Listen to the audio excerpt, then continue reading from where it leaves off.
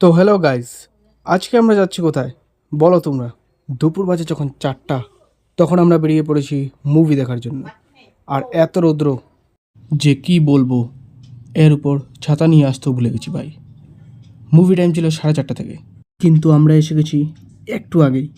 ভাই কি গরম ভেতরে, মনে হচ্ছে যেন চুলার উপরে বসে আছি, একটাও এসি চালায়নি তখন। এরপর ভাই সেখানে গিয়ে দু একটা অ্যাড দেখিয়ে দিল আমাদের। এরপর এন্ট্রি হলো আমাদের ফিল্মের মেইন ক্যারেক্টার মানে ঋত্বিক স্যারের। আর ইন্টারভেলের সময় বাইরে বেরিয়ে কফি নিয়েছিলাম, সেটাও এতটা ভালো ছিল না, কফিটাও একটুকুই ভালো ছিল না। 10 টাকার কফিও সেখানে 20 টাকায় দিচ্ছিল ভাই, আর যে কি বলবো।